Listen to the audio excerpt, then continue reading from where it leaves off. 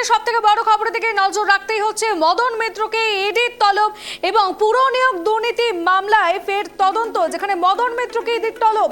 29শে জুলাই সকাল 11টায় হাজিরার নির্দেশ। যে গুরুত্বপূর্ণ খবরের দিকে আমাদের নজর রয়েছে, মদন মিত্রকে ইডির তলব, পুরো নিয়োগ দুর্নীতি মামলায় তদন্ত। 29শে জুলাই সকাল 11টায় হাজিরার নির্দেশ। যে খবরের দিকে আমাদের নজর রয়েছে, মদন মিত্রকে ইডির তলব, পুরো নিয়োগ দুর্নীতি মামলায় তদন্ত। 29শে জুলাই সকাল 11টায় হাজিরার নির্দেশ দেওয়া হয়েছে মদন মিত্রকে। ইডি স্ক্যানারে এবার মদন মিত্র স্ত্রী ও 2 পুত্রকেও তলব করা হয়েছে। মদন মিত্রকে ইডির তলব, 29শে জুলাই সকাল 11টায় হাজিরার নির্দেশ দেওয়া হয়েছে, পুরো নিয়োগ দুর্নীতি মামলায় তদন্ত।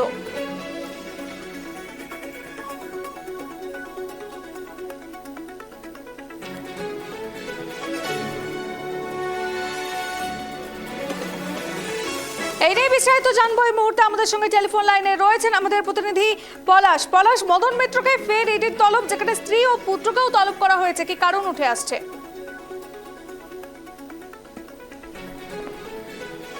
বর্তমান তৃণমূল বিধায়ক মদন মিত্র স্ত্রী এবং পুত্রকে ইডি তলব করেছেন।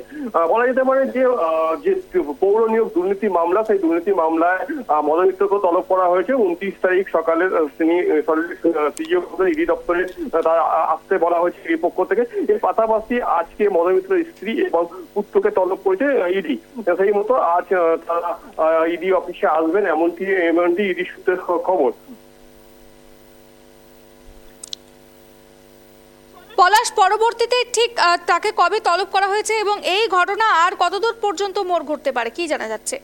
মিত্রকে 29 তারিখ সকালে ইডি দপ্তরে আসার কথা বলা হয়েছে। বলে রাখি, এই পৌর দুর্নীতি মামলাতে এর আগে সুজিত বসুকে গ্রেপ্তার করেছে ইডি। ইতিমধ্যে তিনি জেল হেফাজতে আছেন। এর পাশাপাশি অয়নশীল নামে এক ব্যক্তিকে, সল্টলেকের এক ব্যবসায়ীকে, তাকেও ইডি গ্রেপ্তার করে। এরপরেই মদন মিত্রকে তলব করে এবং মদন মিত্রের স্ত্রী এবং পুত্রকে তলব করা হয়েছে। আজ সেই মতো ইডি দপ্তরে আসার কথা মদন মিত্রের স্ত্রী এবং পুত্র। ধন্যবাদ পলাশ।